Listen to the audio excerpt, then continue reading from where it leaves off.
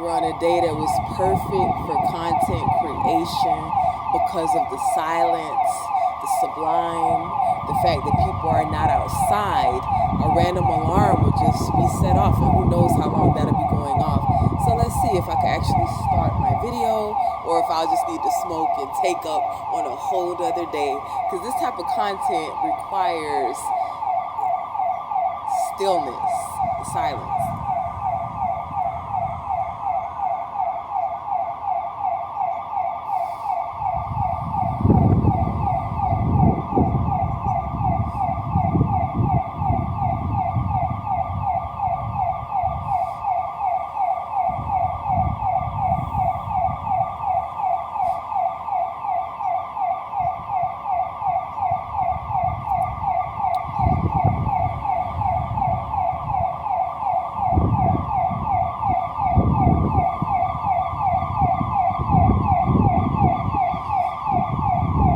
Maybe I should just see it as a challenge and just go anyway.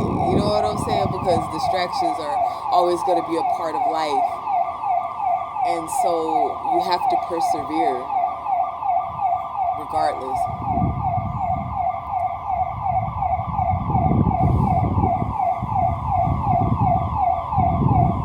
So this video is actually a part of a series. I started it on my most recent YouTube channel that I will post down to the comments of this video. I'm sorry, the description. Thank you. The description of the video. And it was about the shelter system, right? Institutionalization and incarceration and the forms of that. And different places we can find ourselves where we lose all of our humanity, our human rights, our power of attorney over ourselves. Places that you never really want to find yourself, but that if you do, it's a certain way that you should maneuver, right? And it's taken X amount of years for me to tell this story based off of its outcome, the way it was structured, and the way that my journey to building myself up and getting back to work and getting my apartment was sabotaged, but not even so much a sabotage, because a sabotage would suggest that it was meant to go a structured, set way. And it's not. The reality of the equation is that it's not, and still nothing in life is free. So even the shelter system, there's nothing there that's free, that's not in exchange. A lot of times an unequal exchange at that. Because always requiring so much of you and giving so menial back, breadcrumbing you back. However, another thing that delayed this video was when I write, if I haven't shared that, I'm a writer. It's different because you're able to, set up a timeline of events and then to structure how it will unfold, and everything will make sense along the way. So it really, really bothers me when details come in later and I have to go back and, re-explain myself or go back into a scenario. But what I've come to realize is that that is just life. That is just life, and who the message is meant for, no matter how much our attention spans are being fine-tuned to the attention span of gnats. The content that is valuable, insightful, applicable, to real life, is going to reach who it needs to reach. And of course that will be not, and in fact, I don't even want to call it, because you never know who it ties into and when, and so I want to start all of this off by saying that in 2018, that was not my first stint in the shelter system. It was actually many years prior. I'm sorry. I'm just getting over a cold. Many years prior, at least 2 times. And the reason that is so important to notate is that you must evaluate the way that those times went as compared to 2018. There were night and day experiences. However, those records are always kept and stored by the shelter system itself, by the government themselves, that it would show that, hey, you were here and where you were and when. And so in 2018, unbeknownst to the shelter system, that was actually my third stint, although my first two were very short-lived. Allow me to say that. I was not there long, but long enough to know how the place overall functioned and what I was to expect and when. You see, these systems thrive off of your ignorance, your lack of knowledge, the things that you don't know, and the fact that our people, when I say our people, I mean Black Americans, do not come together as well as other communities have been known to spread words and lay down outlines and guidelines and to look after each other in these different places and positions. But it's absolutely unequivocally so important, if it's even possible, I don't care if it's other people in the shelter system, that you would create a network of individuals that could be on the outside, always looking into each other's situation, and that you could be that to somebody as well in emergency contact and things like that. Because let me tell you, when you're filling out paperwork and documents, those things are noted, that I have no one, and there is no accountability for me, no matter what would happen to me, right? And so in 2018, the first thing I would like to say that if I could ever redo, it's not even a matter of redoing, because I actually did everything right the first time. So if I could ever suggest to any individual, whether now or whether it be in sometime in the future, this is the type of content that people would love to feel like was above their pay grade and something they've never experienced, they would never experience. And hey, that's neither here nor there. But I say that life is so very unpredictable, and it's throwing all kind of curveballs that the things that do not apply to you today may very well so tomorrow. And so this is why I study and look into things that, hey, I've never known about, I might have never went through, to have and gain insight. And so the first thing that I would suggest to a person at the gate in the outset of going into one of these shelter systems, it has to specifically be an intake shelter to go into for placement, is that you do so not by yourself, meaning that if you have a partner, if you have a pet, if you have a child, your best bet is always going to be to have a dependent, to be someone's dependent, again, someone that they would be obligated to explaining something to if anything were ever to happen to you. And so if in the worst case scenario you just didn't have that and you could not find that and you had to do it yourself, the very first important thing would be to look at any and all documents that they're requiring you to sign, to be sure that all documents are in place. Now, a lot of what these people will tell you, and it's very funny, the structure of the system and the way that they will outline your rights and the rules that you will have to abide.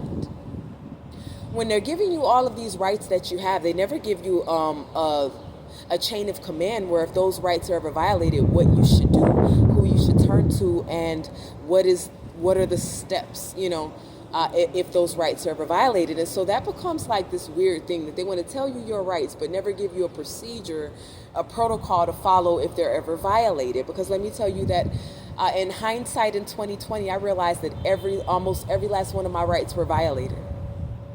It's only as those things take place do they gradually give you avenues or revenues. And allow me to name some of them, being 311, the main complaint line. And in fact, the main complaint line is actually DHS and HRA themselves, if you can ever get through the line. From there, there's 311, there is the Ombudsman's office, there's the Human Rights Office. You're able to reach out to constituent offices these are just different channels of the government, persons in different positions, depending on the borough that you're in. You're able to even go as far as to write the mayor himself. So long as your wording is limited and you have no expectation, of ever really hearing back, because I did that several times, never heard anything back. Allow me to say that with every last one of these structures and systems, that on the back end, they work together, share notes, give teas, And so you can put in a certain form of complaint that will be said to be escalated, and now privatized for whatever reason, where only a certain individual can reach back out to you for your complaint. You'll find that no one reaches back out to you and that the complaint has actually disappeared.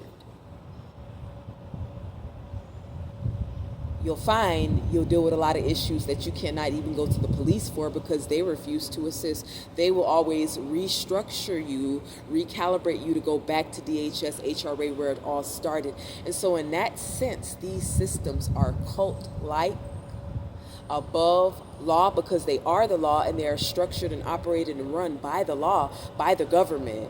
And that means that the reality, what's actually happening to you versus what will make it out, will vary. And that means that you're not living in reality. Not the reality that when you step outside, everybody's living. You are contained. You are under a control. And depending on persons' positions around you, your reality will be what they say it is. Again, the shelter system is ran by the military, okay? And so a lot of the orders and the structure are very much in semblance. And so I just wanted to lay down this sort of disclaimer, right, before going into the actual happenings. To show you just how something so irate and outrageous could happen to a person in modern times, and there be nothing done about it. Still to this day, nothing I can really do about it other than put a voice to it. Now, allow me to say this, that I am a truther, a fact checker, a fact bringer, a receipt bringer. I name names, I give dates, I give evidence, right? And so there's always the chance somebody might not like it and try to get contents removed. Allow me to say this stuff is already, I already have it in order in many forms. So I'm okay with wherever this content either goes or not goes. But all I know is truth. And that in general sets one free. And so that is what I am here to bring. I am not going to promise that this will be done in any certain order. New York is a city that is never, ever this quiet. This is God's grace. This is the weather. This is that interim of calmness that you never get, that I'm able to do this and sit down with you for this much time today. And so you just have to keep following. A lot of my pages will very soon be going private, and so you want a friend, you want to show acknowledgement of who you are, why you are here, what you're about.